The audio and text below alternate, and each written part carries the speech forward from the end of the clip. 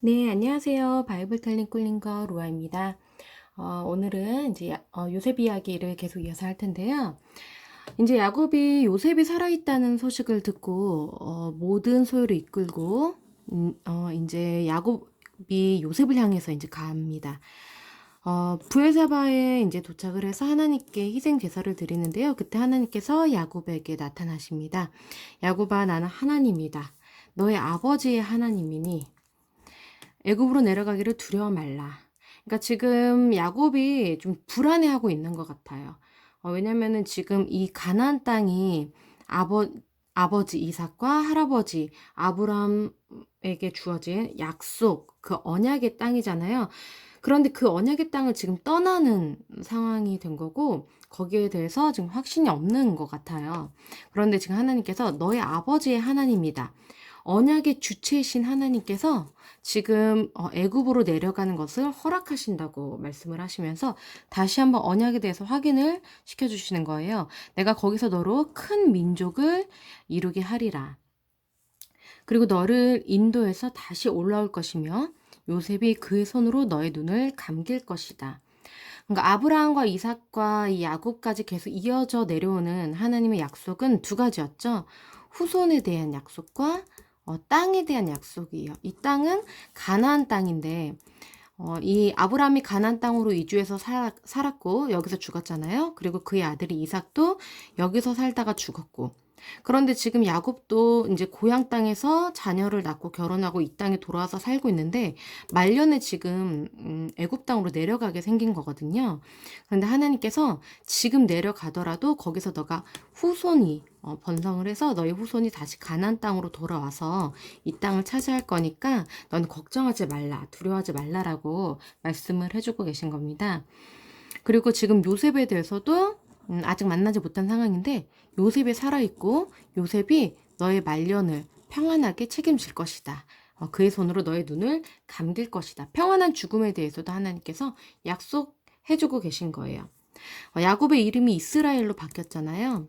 그러니까 이스라엘이 지금 이 약속을 받았는데 이 이스라엘의 후손인 민족 이스라엘이 이제 400년 뒤에 이 하나님께서 야곱 이스라엘에게 주신 약속을 민족 이스라엘이 성취가 되는 겁니다. 그러니까 여기서 이 야곱은 이스라엘의 민족의 예표인 거죠. 예표가 되어서 지금 이 야곱이 하나님의 말씀을 따라서 애굽으로 내려갔는데 야곱의 아들들과 그의 이제 손자 손녀들 며느리들 총 거의 70명 가량이 애굽으로 내려갔어요. 그러니까 야곱의 일가가 모두 구원을 받은 거죠.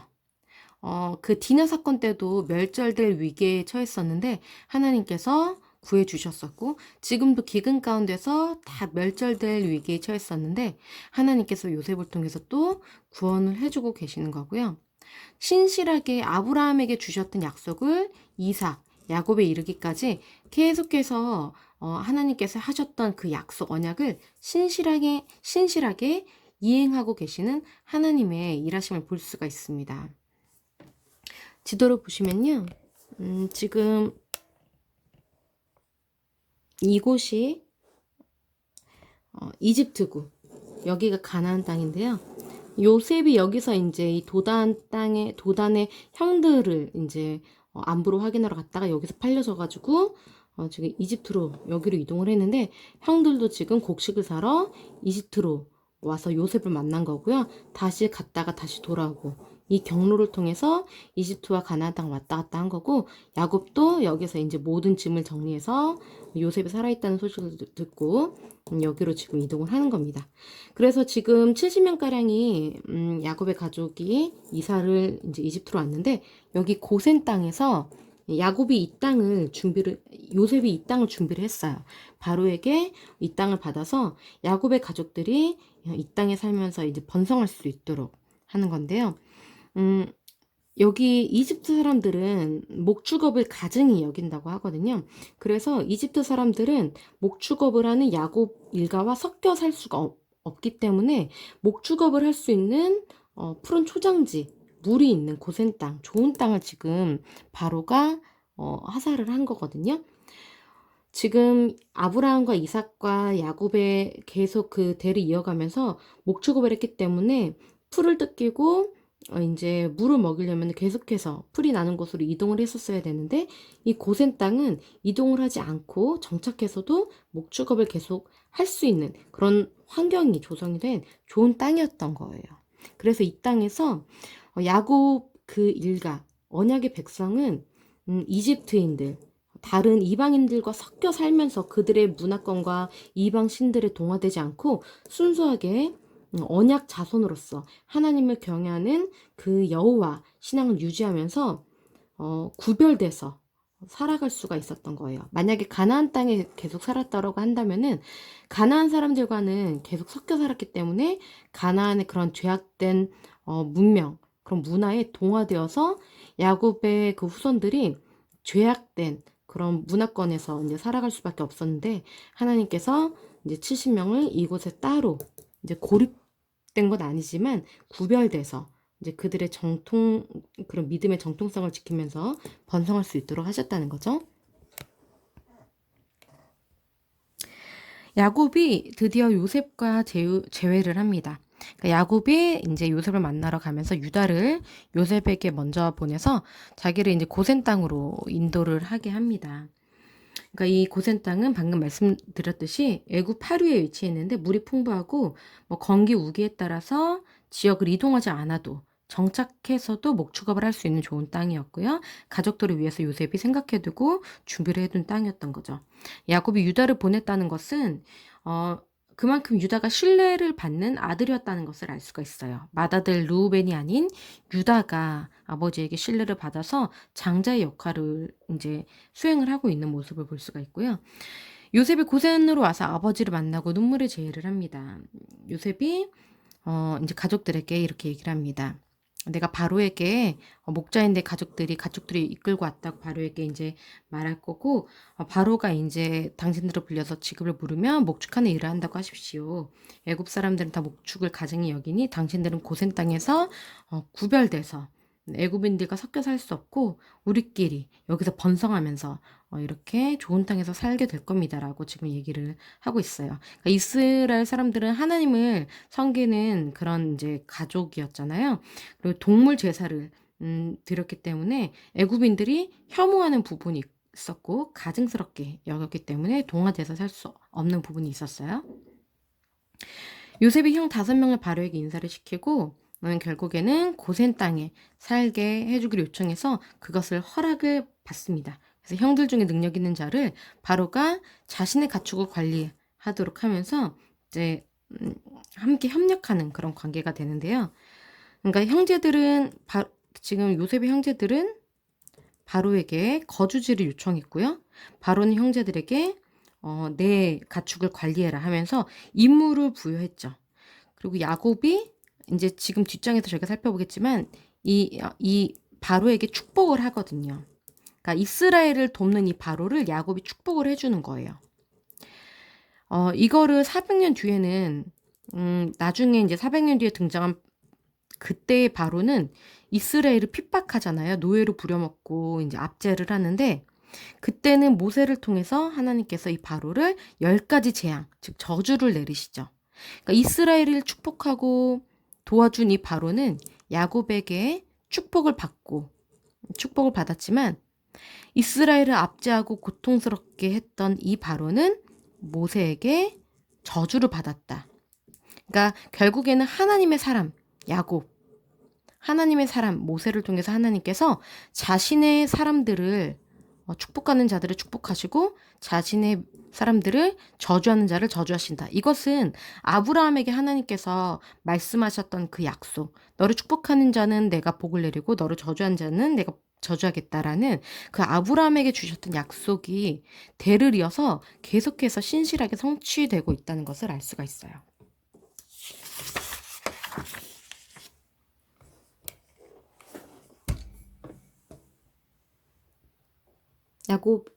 야곱이 지금 바로 앞에서 이제 인사를 합니다.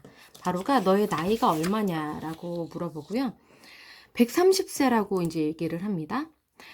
지금 내 나이가 얼마 못 된다고 얘기를 하고 있는데 이삭은 180 그리고 아브라함은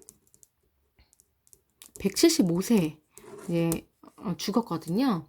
그러니까 내 나이가 얼마 못 된다. 지금 나이를 물어본다는 거는 바로가 이 당시 이집트는 불멸을 원하는 그런 어떤 열망이 있었거든요. 그러니까 불멸을 원하는 이집트 파라오가 고대하는 어떤 장수의 복이 있었는데 그래서 이제 그 나이가 많은 사람들을 존경하는 그런 게 있었다고 보여져요. 이집트의 이상적인 수명이 110세였는데 지금 야곱이 130세인 거예요. 그런데 놀랍게도 야곱은 그런데도 내 나이는 얼마 못 되다.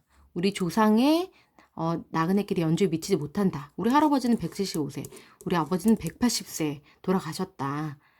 나는 지금 별거 아니다. 그리고 나는 험악한 세월을 보냈다. 라고 얘기를 하고 있고요. 바로가 봤을 때는 요셉이 엄청나게 하나님의 그 영에 감동된 특별한 사람이었는데 그의 아버지를 만나보니까 130세를 살고 있는 거예요. 그러니까 하나님의 복을 받은 그런 가족이라고 지금 바로는 굉장히 지금 존경하고 있는 거죠.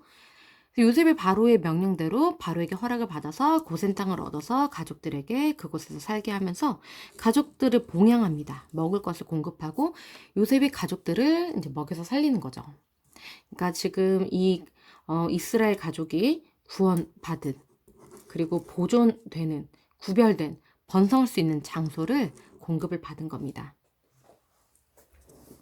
요셉이 이제 바로에게 받은 직책, 이제 총무 역할을 이제 하는 그런 부분인데요. 기근 가운데서 어떻게 요셉이 하나님께 받은 지혜로 이 이집트 땅을 지금 통치를 하는지 그것에 대해서 지금 살펴볼 건데요. 기근이 심해지니까 애굽 땅과 가나안 땅 모두가 다 황폐해졌어요. 그래서 요셉이 곡식을 팔아서 이제 온 땅에 돈을 다 거둡니다.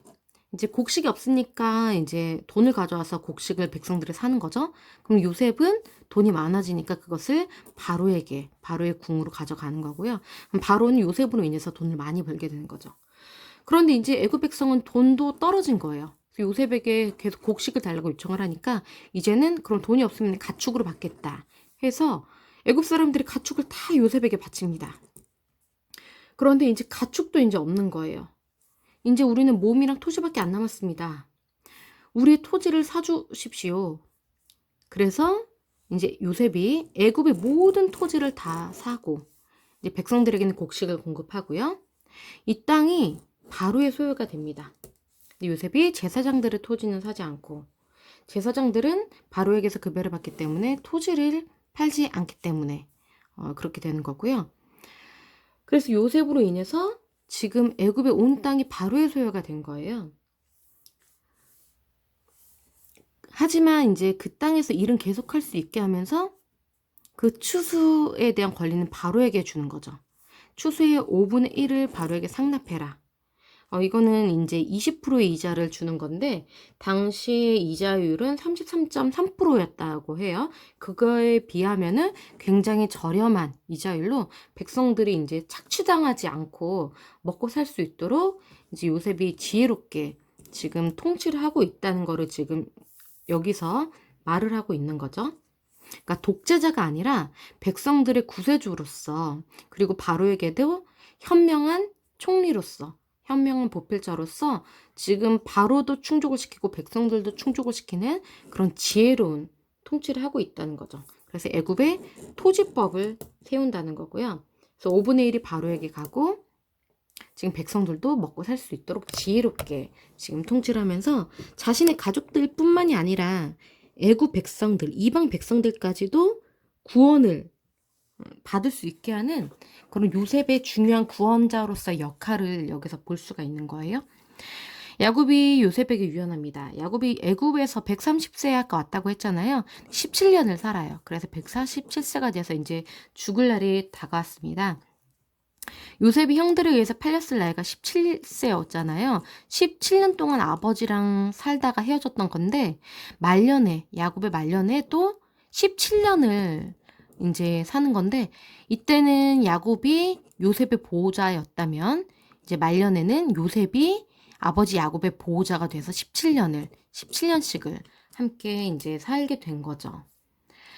야곱이 요셉에게 내가 죽어도 애굽에 나를 묻지 마라 이렇게 얘기를 하고 있어요. 나중에 이 애굽이 아니라 내 조상의 묘지 가나안 땅으로 내 시체를 가져가서 거기다가 나를 장사해라 매장해라 라고 해서 요셉이 그렇게 이제 맹세를 합니다. 그리고 이제 요셉이 2명의 아들들을 데려가서 이제 그 야곱에게 축복을 받게 합니다. 야곱이 하나님께 받은 약속을 요셉에게 전달을 이제 합니다. 하나님께서 내게 복을 주셨었다. 내가 너로 성육하고 번성하게 하며 많은 백성이 나게 하고. 그러니까 지금 2가지 약속을 하셨다고 했잖아요. 후손에 대한 약속. 그리고 이 땅을 내 후손에게 주겠다고 약속하셨다. 땅에 대한 약속. 그러니까 이 2가지 하나님께서 아브라함과 이삭과 야곱에게 계속해서 주셨던 그 약속을 이제 야곱이 요셉에게도 그 하나님의 언약을 얘기해주고 있어요. 너의 2 아들, 요셉의 2 아들 에브라임과 므낫세는 내 것이다. 그러니까 지금 이 야곱의 아들이 12명이잖아요. 야곱의 아들이 12명이라서 이 12지파가 있는데 여기서 이제 이 둘째 아들인 레위 지파, 시므온과 르우벤과 시므온과 레위, 이 셋째 아들 레위는 제사장 지파로 이제 그 나중에 가나안 땅을 정복해서 땅이 분배될 때 땅을 분배받지 않고 레위 지파는 모든 지파들의 땅에 들어가서 모든 이스라엘을 위해서 제사를 드려주는 그런 제사장 지파가 되기 때문에 이 지파 12개 지파에서는 빠지는 거거든요.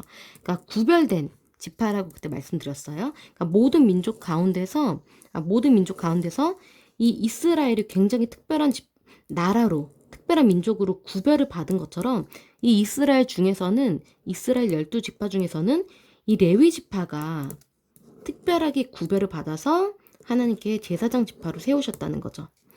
그렇게 된다면은 이 지파가 12지파가 아니라 11지파가 되는 거잖아요. 그런데 이 장자는 2배의 분깃을 받거든요. 그때 말씀드렸다시피 루우벤은 아버지의 이제 그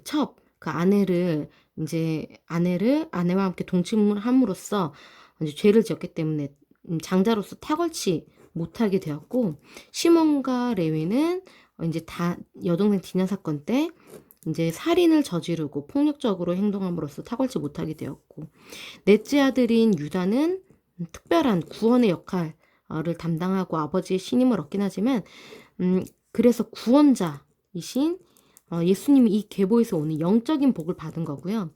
실질적으로 이 12명의 아들 중에서 장자로서의 그런 권리를 받은 거는 요셉인 거예요. 그러니까 이 레아의 아들들이 아니라 라헬의 아들들. 라헬의 아들은 요셉과 베냐민이었잖아요. 요셉과 베냐민 중에서는 요셉이 장자가 맞죠. 사실은 야곱에게 있어서 자신이 아내라고 생각하는 거는 라헬이었어요. 그러니까 레아가 있었지만 사실 야곱은 레아를 사랑하지 않았죠. 라헬과 결혼하려고 7년 동안 연애를 했는데 이제 이 장인어른이 속여가지고 첫날 밤에 라헬이 아닌 레아랑 이제 속임수로 동침하게 해서 억지로 결혼을 한 거잖아요. 그렇기 때문에 야곱은 레아를 내 아내라고 표현한 적이 없어요. 레아는 그렇게 내 남편이라고 표현을 많이 했지만 야곱은 라헬에 대해서만 내 아내라고 표현을 하고, 레아는 사랑하지 않고 아내로 공식적으로 인정하지 않았던 것 같아요. 그것도 그렇지만 하나님께서 요셉을 선택하신 거죠. 그렇기 때문에 요셉은 장자의 권리가 있는데, 요셉은 엄청나게 큰 축복을 받았기 때문에 이 야곱의 12아들 이스라엘을 초월해서, 그러니까 이 애굽 다른 이방인들까지도 구원하는 그런 초월적인 구원자로서 이제 더 나아갔기 때문에 요셉이라는 이름은 12지파에서 생략이 되고, 요셉의 2 아들 에브라임과 므낫세가 이 요셉의 2 지파를 들어가는 거예요. 그러니까 요셉과 이 레위가 빠지면은 그 두 자리에 요셉의 두 아들이 들어가는 거죠. 그렇기 때문에 이제 다시 간단히 말씀드리면은 야곱의 12아들이 있는데 여기서 요셉 여기 레위는 제사장 지파로 빠지고 요셉은 므낫세와 에브라임 이 두 아들에게 이제 한 지파씩을 줄 수가 있게 되었고요. 그렇기 때문에 지금 이 본문이 지금 어떤 내용이냐면은 야곱이 요셉의 두 아들을 자기 아들로 입양을 하는 거예요. 그래서 한 지파씩 분깃을 주는 거죠. 사실 요셉 지파라는 이름으로 들어가진 않지만 요셉은 자신의 두 아들에게 이제 지파를 줌으로써 2배의 축복을 받게 되는 거죠. 자, 그래서 이렇게 야곱이 얘기하는 겁니다. 너의 두 아들 에브라임과 므낫세는 내 것이다. 이들 다음 자식들은 너의 것이고, 그게 무슨 말이냐면은 에브라임과 므낫세를 낳고 이제 그 이후에도 계속 요셉이 아들들을 많이 낳았을 거 아니에요. 그 아들들은 너의 것이고 에브라임과 므낫세는 내 아들이다. 이제 입양이 되는 거죠. 그래서 지금 이 고센 땅에 야곱의 가족들이 살고 있었잖아요. 그런데 애굽인들은 같이 섞여 살지 않았는데 아마 요셉은 지금 애굽인으로서 애굽인의 이름을 받았고 애굽 여자랑 결혼했잖아요. 요셉은. 그러니까 이 야곱 일가를 초월했기 때문에 지금 요셉은 이제 여기서 고센 땅에서 살 수는 없어요. 총리가 되어버렸기 때문에. 그렇기 때문에 야곱이 요셉의 두 아들인 므낫세와 에브라임을 입양을 해서 므낫세와 에브라임은 여기 고센 땅에서 야곱과 함께 그리고 삼촌들과 함께 이 고센 땅에서 살았다고 추측이 돼요. 그리고 므낫세와 에브라임 이후에 낳은 모든 아들들은 요셉의 아들로서 애굽에서 이집트인으로서 산 거고요. 요셉의 첫째 아들, 둘째 아들인 에브라임과 므낫세는 애굽인으로 산 것이 아니라 야곱 할아버지에게 입양됨으로써 이스라엘인으로서 살게 되면서 이스라엘의 12지파 안에 속하는 2개의 지파가 되었다. 이 말씀을 지금 드리는 겁니다. 그래서 이 두 아들을 야곱이 이제 축복하죠.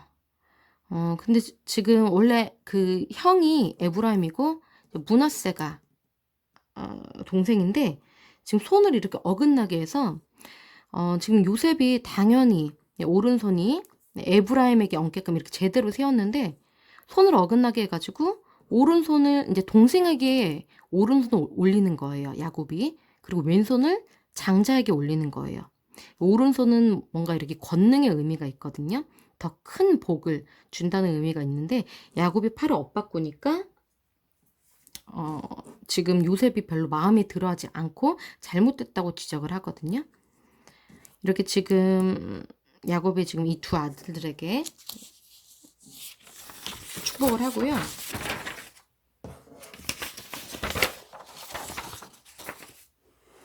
요셉이 이것을 이제 팔을 잘못하셨다 지적을 했는데도 야곱이 나도 안다.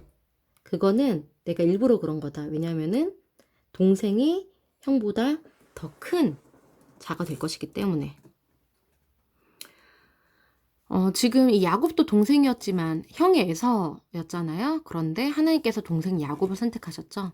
그것처럼 지금 이 야곱의 두 아들 중에서도 동생을 하나님께서 더 선택을 하셔서 더욱더 번성케 하신다는 건데 이거는 우리 사람들이 생각하는 것처럼 어떤 질서나 어떤 조건에 의해서 이렇게 그 권위가 주어지고 선택되는 게 아니라 하나님은 그런 것을 구애받지 않으시고 하나님이 원하시는 자를 하나님의 주권적으로 마음대로 선택하실 수 있다는 거죠. 아무리 지금 요셉의 총리고 권위가 있었지만 야곱의 아버지의 권위 그리고 영적인 권위에 그런 제국의 통치자로서의 권위가 이제 조종할 수 없고 이길 수 없다는 것을 여기서도 볼 수가 있어요. 그렇기 때문에 야곱도 이 제국의 통치자인 바로에게 축복을 해준 거잖아요, 오히려.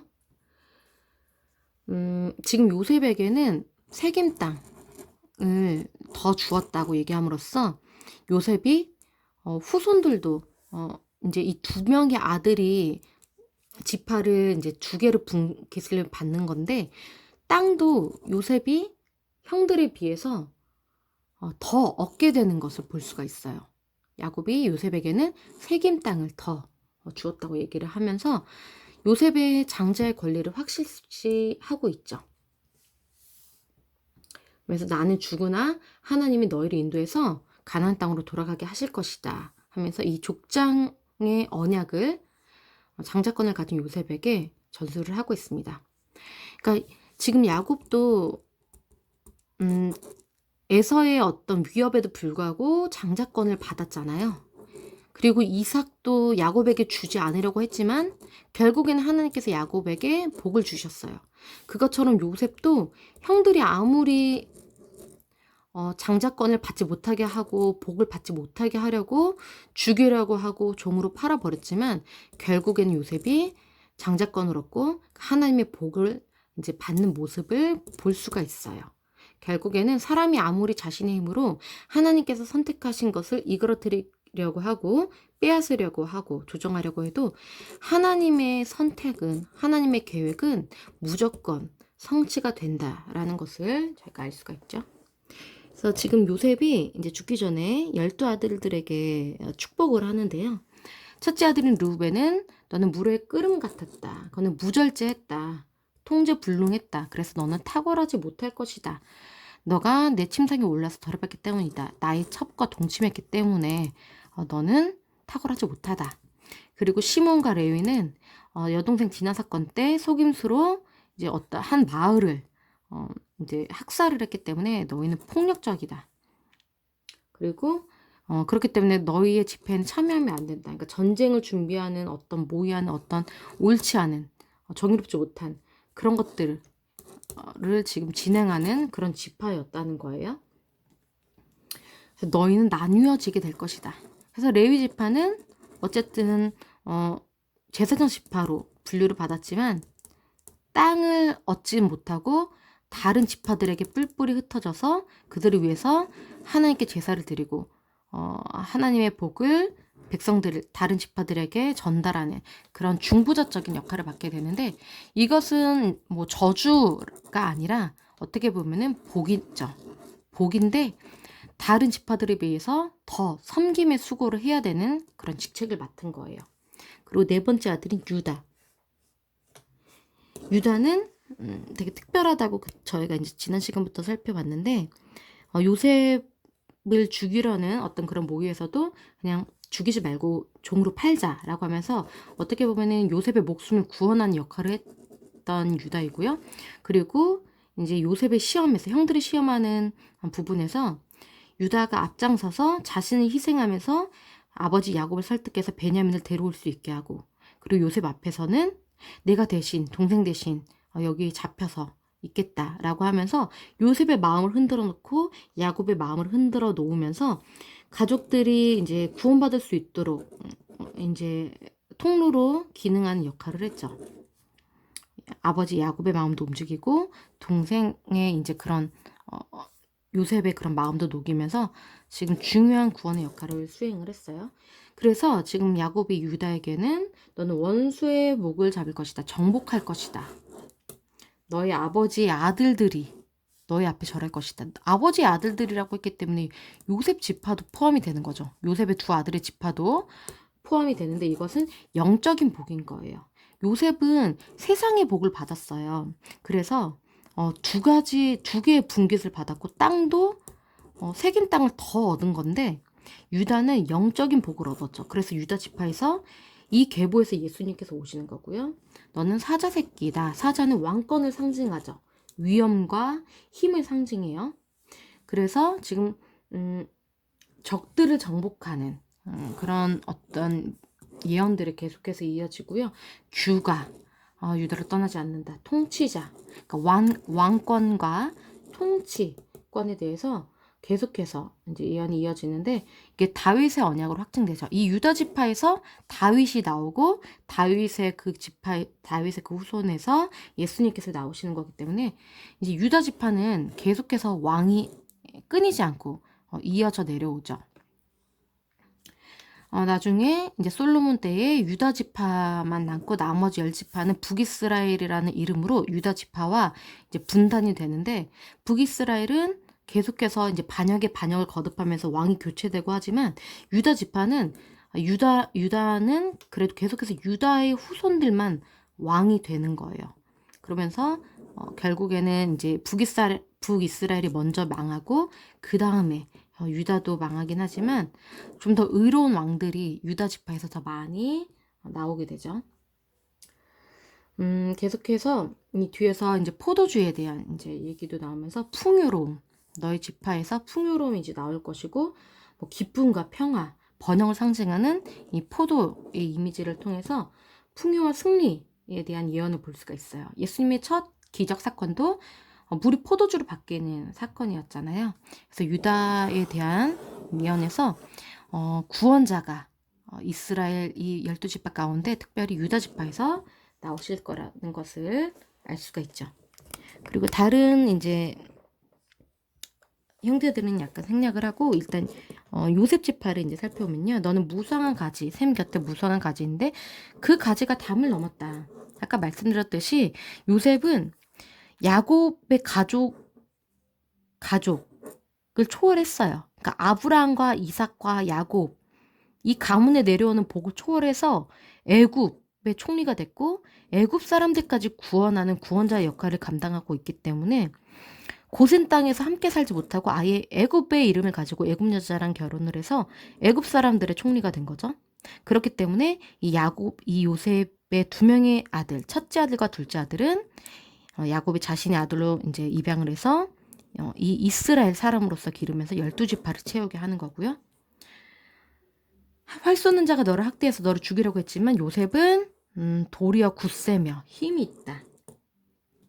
그러니까 형들이 아무리 죽이려고 했고 이제 없애려고 했지만 하나님의 도우심으로 굳세게 되었고 힘이 여전히 있게 되었다라고 얘기를 하는 거고요. 여기 나와 있죠. 야곱의 전능자 하나님이 너에게 힘을 주었기 때문에 너가 이렇게 번성하게 되고 힘을 가지게 된 것이다. 그리고 계속해서 축복의 예언이 요셉에게 이제 계속해서 이어지고 있어요. 요셉은 이제 므낫세와 에브라임 두 가지 지파를 가졌는데 결국엔 이 두 지파가 나중에 유다 지파와 10개 지파가 분단됐다고 했잖아요. 이 10개 지파, 이 북이스라엘에서 요셉의 지파가 에브라임 이 지파가 리더 지파가 되거든요. 그러니까 유다 지파와 상응하는 리더 지파가 될 만큼 굉장히 번성한 지파, 이스라엘 중에서도 번성하고 큰 지파로 성장하게 돼요. 이렇게 특별하게 10개의 지파 중에서도 이제 축복을 받았기 때문이죠.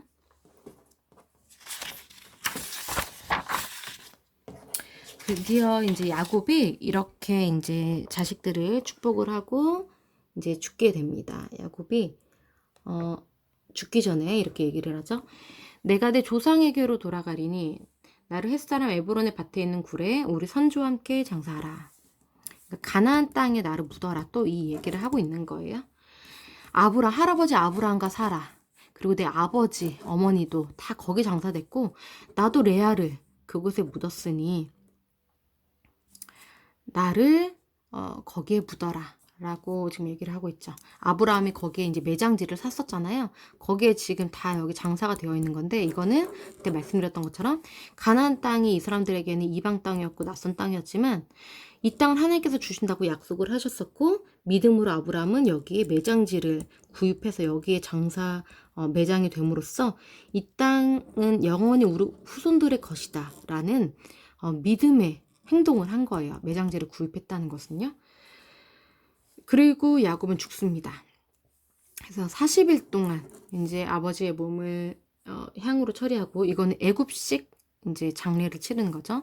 애굽 사람들이 70일 동안 애곡을 했는데 이것은 왕을 장례하는 것과 똑같은 대우를 해주는 거예요. 그러니까 지금 야곱은 이방 사람일 뿐이지만 애굽 사람들에게는 구원자와도 같아요. 왜냐하면은 야곱의 아들인 요셉이 이 기근에서 자신들을 구해 주었기 때문에 야곱은 목축하는 그런 애굽 사람들의 경멸하는 일을 하는 사람이었고 가나안 사람이었음에도 불구하고 왕처럼 지금 대우를 받는 거예요. 그러니까 이스라엘이 이방 사람들에게 복이 된 거죠. 그래서 요셉이 바로에게 아버지가 이렇게 가나안 땅에 묻어달라고 했다. 그래서 허락을 받고 가나안 땅까지 가서 거기다가 진짜 아버지를 매장해 드립니다. 그리고 다시 애굽으로 돌아오죠. 아버지가 이제 돌아가시니까 형들이 두려워지기 시작해요. 자신들이 요셉에게 했던 잘못된 점이 있으니까 이제 불안해하는데 요셉이 복수할까봐 그런 거죠. 요셉은 분명히 형들을 이제 용서했어요. 그런데 이 형들은 조건 없는 용서를 지금 믿지 못하고 있는 거예요. 납득할 수가 없는 거죠. 아버지 때문에 우리를 용서해준 척을 한 걸 거야. 아버지가 돌아가시면 우리를 죽이겠지. 이렇게 불안해하고 있었는데 진짜 아버지가 돌아가시니까 지금 우리를 죽이겠구나 하고 두려워하고 있는 거죠. 요셉이 하나님의 섭리를 분명히 말을 했어요. 당신들이 나를 팔았지만 이거는 우리 가족을 다 살리기 위한, 그리고 애굽 사람들과 그러니까 모든 사람들을 구원해 주시기 위한, 기근에서 우리를 구원해 주시고 번성하시려는 그런 하나님께서 이렇게 하신 것이다. 이건 하나님의 섭리였다. 그래서 나는 용서한다. 이걸 다 얘기를 했는데 받아들이지를 못하고 있어요. 복음을 받아들이지 못하고 있죠. 그러니까 자유할 수가 없고 두려운 거죠. 불안해하는 거죠. 당신의 아버지가 돌아가시기 전에 말했습니다. 하고 형들이 말하는 거예요. 아버지께서 우리를 용서해달라고 너 형들을 용서하라고 이제 전해달라고 했어 하면서 지금 얘기를 하는 거죠. 그러니까 요셉이 울어요. 형들이 너무 불쌍한 거예요. 그러니까 하나님의 섭리를 분명히 얘기했는데 그 기쁜 소식, 그 복음을 얘기했는데도 여전히 죄책감, 불안함에 눌려있는 모습이 안쓰러운 거죠. 그러니까 요셉이 그럽니다. 두려워하지 마세요. 내가 어떻게 하나님을 대신하겠습니까? 복수는 내가 하는 게 아니다. 사람이 하는 게 아니다. 복수는 우리의 몫이 아니라는 거예요. 잘못을 했어도 그것을 갚아주시는 분은 하나님이시고 나는 누구를 심판할 권리가 없고 복수할 권리가 없다. 이미 요셉은 하나님께서 자신에게 복을 주신 것을 깨닫고 자신을 통해서 이 행하신 모든 섭리와 하나님의 계획을 다 이제 알게 됐기 때문에 원망이 전혀 없어요.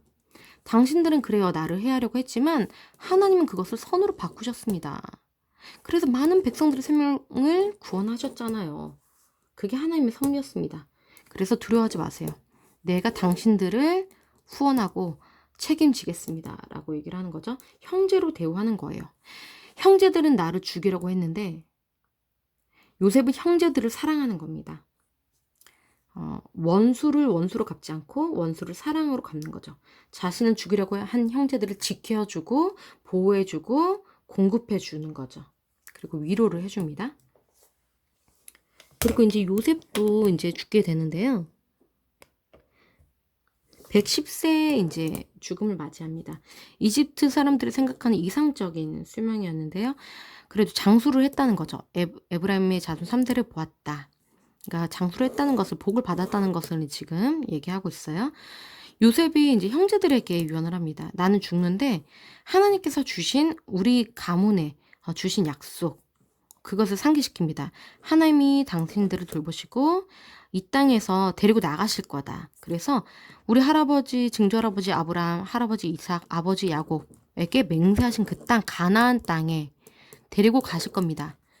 여기서 후손들이 번성해서 가나안 땅에 데리고 가실 건데 그때에 내 해골을 데려가서 거기다가 매장해 주십시오. 라고 유언을 남겨서 400년 후에 이제 출애굽을 할 때 이스라엘 백성들이 야곱의 해골을 메고 올라갑니다. 40년 동안 광야에서 지내다가 결국엔 40년 뒤에 가나안 땅을 정복하는데 가나안 땅에 이제 정복을 하고 제일 먼저 한 게 요셉이 분깃으로 받은 세김 땅에 요셉을 안장하는 거였어요. 그게 이제 약속의 성취의 어떤 증거가 된 겁니다.